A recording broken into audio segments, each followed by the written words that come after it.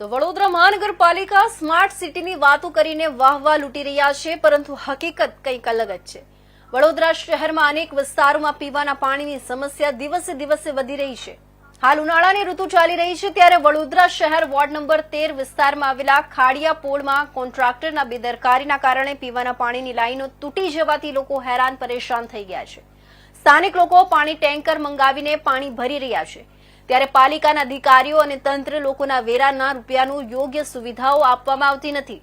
પાલિકા તંત્ર લોકોને પ્રાથમિક સુવિધા આપવામાં નિષ્ફળ ગયું હોય તેવું લાગી રહ્યું છે। ત્યારે વોર્ડ નંબર 13ના કોંગ્રેસના નગરસેવક દ્વારા પાલિકા તંત્ર પર આકરા પ્રહારો કર્યા હતા અને વહેલી તકે આ વિસ્તારના લોકોને પીવાનું પાણી મળી રહે તેવી માંગ કરી હતી।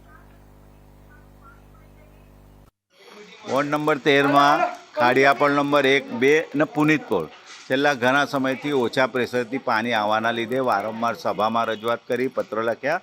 એના પછી એક કામ બજેટમાં મંજૂર કરવામાં આવ્યું।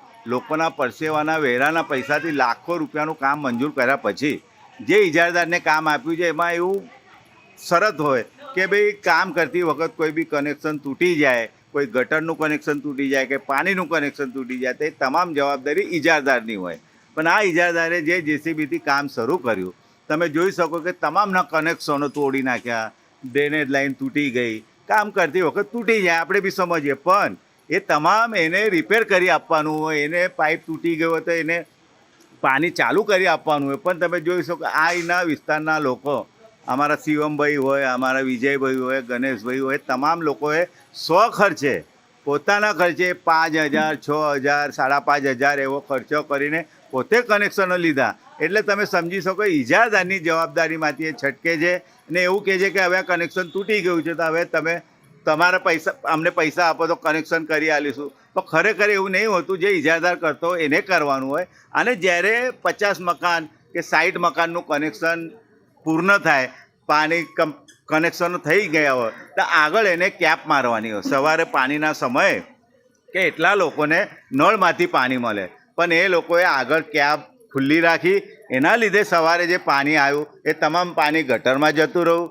લોકોને નળમાંથી જે પાણી આવું જોતું હતું, જેમના કનેક્શન પૂર્ણ થયા છે એમને નળમાંથી પાણી આવવું જોઈએ, એમને પાણી મળ્યું નથી। ને આવું ટેન્કરમાં લોકો 60-70 વર્ષના લોકોને આવી રીતે ટેન્કરમાં ઊભું રહીને ખડ્ડામાં ટેકરામાંથી જવું પડે, કંઈ પડી જાય તો કેટલી મુશ્કેલી પડે। એટલે આ ઇજારદારના અધિકારીની બેદરકારીના લીધે અમારા વિસ્તારના નાગરિકોને આવી મુશ્કેલી